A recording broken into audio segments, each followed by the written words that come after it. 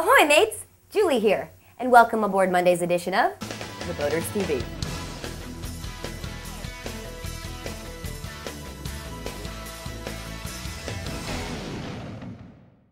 It's episode 7. First up, it's nautical news.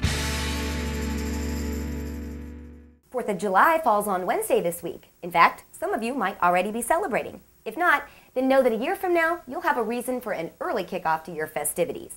Because this time next year, July 1st will be the day we celebrate National Boating Day. It was yesterday too, but we weren't on the air.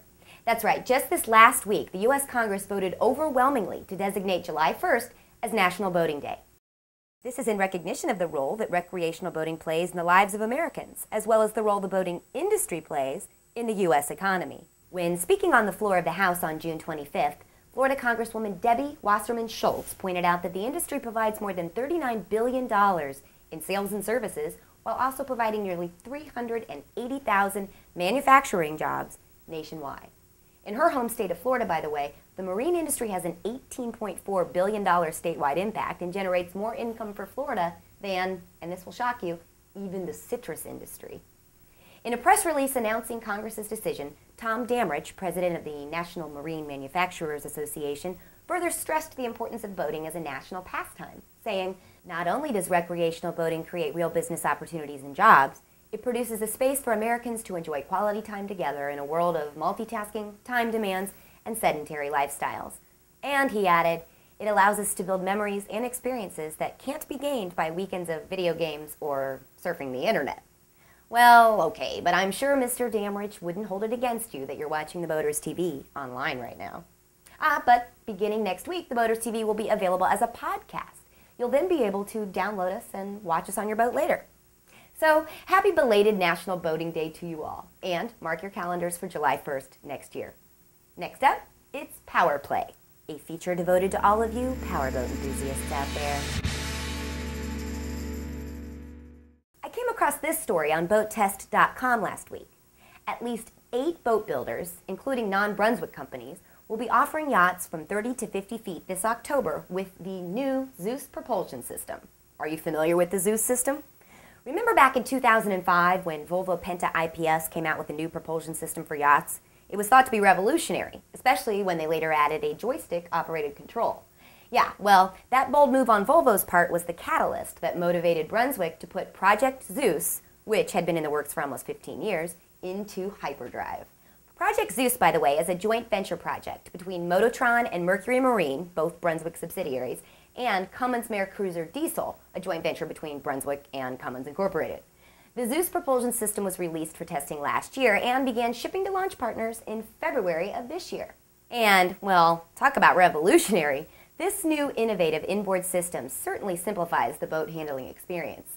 So if any of you out there suffer from an intimidation factor about upgrading to a boat 40 feet and up, forget about it. Zeus makes handling a large powerboat a piece of cake. Driving the boat with the joystick means you can make a 360-degree pirouette, even maneuver sideways, just like with a Game Boy. You can do everything, except maybe pop a wheelie. Not only that, but the Brunswick system is the first to offer station keeping for yachts. Now this is really revolutionary stuff. It can keep a boat in position without the driver having to touch the wheel or controls. And in what seems to defy the laws of nature and the sea really, it allows your boat to sit exactly in place despite wind and current and without thrusters. And breakaway pods. That sounds too good to be true. Think about it. If you make a mistake and hit something underwater, which of course wasn't your fault, it won't matter. Well, at least not that much. Anyway, there are numerous reasons why Zeus looks to become the god of yacht inboard propulsion systems. And to learn more about that, I recommend a visit over to panbo.com, the marine electronics weblog. Ben Ellison, owner and editor of panbo.com, wrote a series of 3 blog posts all about the Zeus system. You should check that out. And our friends at BoatTest.com will surely be doing more tests of yachts equipped with Zeus, so keep an eye out there. Meanwhile, it looks like you'll be seeing a lot more of Zeus. And now, for our Did You Know segment, a look at nautical nomenclature. Did you know that the expression to let the cat out of the bag actually stems from the days of the Royal Navy, where the punishment prescribed for serious crimes was flogging, otherwise known as a whooping. This punishment was administered by the ship's bosun using a whip called a Cat O' Tails. The cat was kept in a leather bag. Alas, it was considered bad news indeed when that cat was let out of the bag. Yeah, it meant something was going to hit the fan, and no, it wasn't the cat. So what then do you think would be a closely related cousin of this expression? Can you think of it? Well, when that cat came out of the bag, the entire ship's company was forced to witness the flogging at close hand. To try and help the poor victim out, fellow crew members would gather around so that the bosun might not have enough room to swing his Cat O' Tails whip. That's right, he'd have no room to swing a cat. I've now let the cat out of the bag on that one, and now you know. Finally today, it's smooth sailing time. We've been watching the America's Cup finals. The teams headed into Saturday's race 6 with a Alini 1-up over Emirates Team New Zealand. In that race, a right-hand shift on the second beat allowed Alini to grab an advantaged position, and they came out on top, moving to within 1 win of defending the America's Cup. Heading into Sunday's match, the Kiwis were down as Alini led the best-of-9 series at 4-2. And what do you know?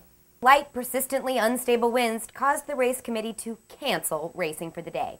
This was the first postponement in this year's America's Cup. Today is a scheduled day off, and the series will resume tomorrow, July 3rd. Will Alini capture the last match victory it needs to keep the trophy it won 4 years ago? Watch the race tomorrow to find out. And as that wraps up another episode of The Boaters TV, we wish you all a safe and happy 4th of July. And we will be here on Wednesday with another episode. So before you head off to those fireworks, head on over here for what we'll try to make one real firecracker of a show. Until then, take care.